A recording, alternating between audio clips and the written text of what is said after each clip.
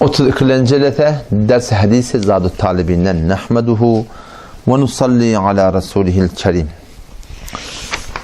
Nebi Huda Aleyhisselam'ın mübarek sözünde hini dostu inşallah şigice Allah Teala tevfik verse ahirki geceti şibehsen olur. O da çünkü muhim bulallık derekli meştada neticelete şuna hakkında gurrun vermekçi oldum. O da gurrun ne meğusine gurrun münafıklan usune.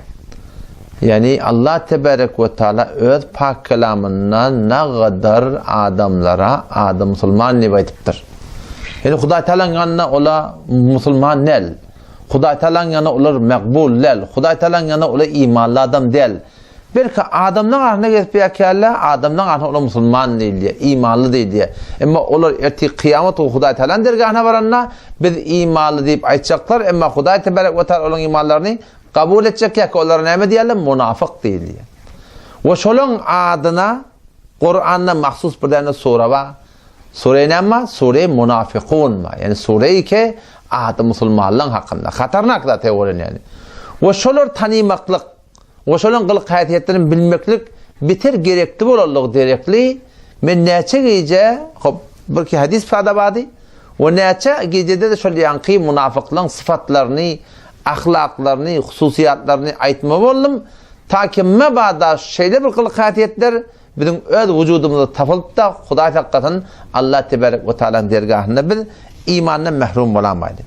Bir gecede şolun hakkında, şol adam Müslümanlığın hakkında Allah Tebarek ve Teala'nın 11. ayet Sure-i Ankebut'ta 21. paransında Allah Tebarek ve Teala'nın şolun hakkında bir aydan gurrunma.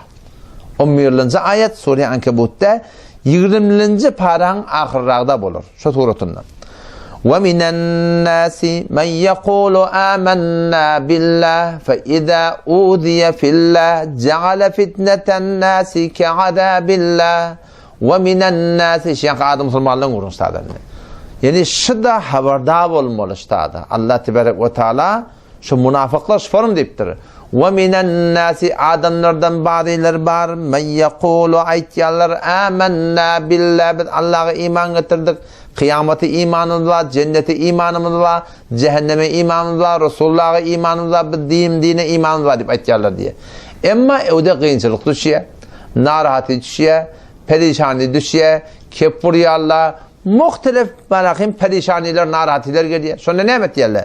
فَاِذَا اُذِيَ فِي اللّٰهِ الْوَاتِكَ Allah'ın yoluna olur eziyet yetiştirilse, din diyaneti oturacak oluyor, din diyaneti oraya yaşayacak oluyor, Allah oraya olacak oluyor, ne bana eziyet yetiştiriyorlar, kep vuruyor Allah, Allah ta, meydan tenget yerler, barmak çomak yerler, böyle şeyler var, maskar et yerler.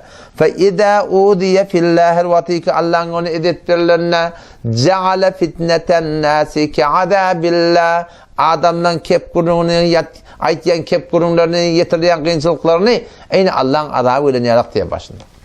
Allah Teala'nın azabı ile yarak koptu diye, kullun şu alpar diyen yolunu, kullun üç etmekten uğruna çiğdi. فَاِذَا اُذِيَ فِي اللّٰهِ جَعَلَ فِتْنَةَ النَّاسِ كَعَذَابِ اللّٰهِ وَلَاِنْ جَاءَ نَصْرٌ مِنْ رَبِّكَ Ama yok bir Allah Teala'nın piruzi gelse, kavluk gelse, eline meşrik gelse, لَيَقُولُنَّ اِنَّا كُنَّا مَعَكُمْ Onda biz imanlı adamla, biz siz bilenip diye, şu imanlı adamların yanına kalıyorlar diye. Kıyınçılık şöyle nimet geldi, meydan boşaltıyorlar, kavluk hoşluk geldi diye, imanlı adamla bilen gelip diye, şöyle bilen bile oturtup diye, eline emzork geliyorlar diye. O zaman ştaat Müslüman doğun, şınhe orada bir kıyınansa. Allah Tebarek ve Teala kıyınçılıkları yuduk diye, ne eminen şireyim? وَلَيَعْلَمَنَّ اللّٰهُ الَّذ۪ينَ آمَنُوا وَلَيَعْلَمَنَّ الْمُنَافِقِينَ Allah yüde çıkarmadan çüreyim diye. İmanlı adamlar kim için imanlı? O kim münafık diye. O zaman şu dayda Müslüman doğunsun hakkında bir katı Allah Teala'dan korkmaklamız gerek. O yine tada Sure-i Haç'te de şuna meyleşe ayet var. وَمِنَ النَّاسِ مَنْ يَقُولُ آمَنَّا بِاللّٰhi adamlardan bazıları var Allah'a iman getirdik diye. فَاِذَا اُذِيَ فِي اللّٰhi ona idiyet yetiştirilenine, dağedenine, o şu tadı ne diye, izne vur diye. Şu tadı şımır hevre bir oylanmalı gurcun. Şu tadıdan evvel ahir Allah Tebarek ve Teala'dan istigamet dilemeklik gerek. Yani dinin yoluna kep çekmeklik, gurrun çekmeklik, şuvarın marahim, kıyıcı da işitmeklik, yüdüne kef olmaklık, en güç nema olmaklık. O şüpher mi kıyınçılıklar direkti? Bir de Kur'an'dan, sünnetten, halaldan, haramdan, şeriattan bilen adamı di. Halkın kefarak direkti bir de kenara koysak, şu tadı Müslümanlığın birincisinden imanımızı hatar oklayanlar. Hom kemçilik yok değildir, her kimde kemçilik bolyandır. Allah tebarek ve Teala'nın ödünden istigamet dilep, kemçilikten hakkında yapmak gerek, istiğfar etmek gerek inşallah Teala.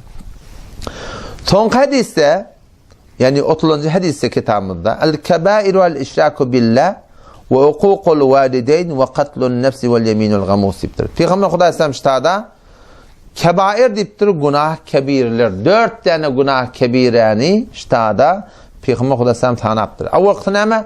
El-işraku billah, Allah Teala'ya şerik getirmektir. İkincisi neme? Hukukul valideyn, ene tağa naferman bulmaklık. Üçüncüsü neme? Ve katlun nefs, nahak adam öldürmeklik. Ve dördüncü ve yeminul gamus, nahak da yalandan qatam içmeklik. Elbette bu tada bir hadiste 4 tane günah kebiren 4'ü de bir yerde geliyor. Allah Teala'ya şirk getirmeklik, ene tağa naferman bulmaklık, nahak adam öldürmeklik. Vel yeminul gamus, yalandan hem antışmeklik. Bir günahları ki kebair deyiptirler.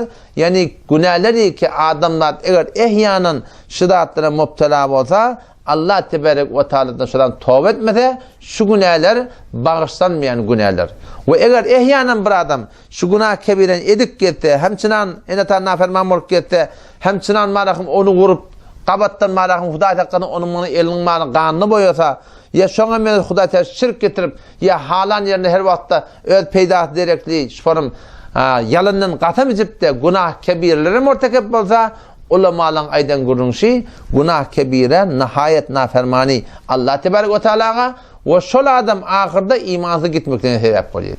Yani günah kebire bir zat ki eğer her kim müptela bolýar böyle şeyler günah kebire de müptela bolýar. Emma çalamjak tövbe etmek gerek. Eğer tövbe etmeyen bir adam şu günah kebirle atti toratında yaşak gelse ulamalar aýdan gurunşy şol günahının nuhusa direkti telekelik direkti Allah tebarek ve Teala şol adamları ahir demde imandan mahrum etdi diye. İnşallah Teala ertaşam şirk tip näme diýerler? O ene taň nafermanyny nerede dogry? Ve adam öldürmeklik o meydancında da adam öldürüyor. Onun için inşallah Teala men birisi açıklamalar bererim. Vesselamu aleykum ve rahmetullahi ve berekatuhu.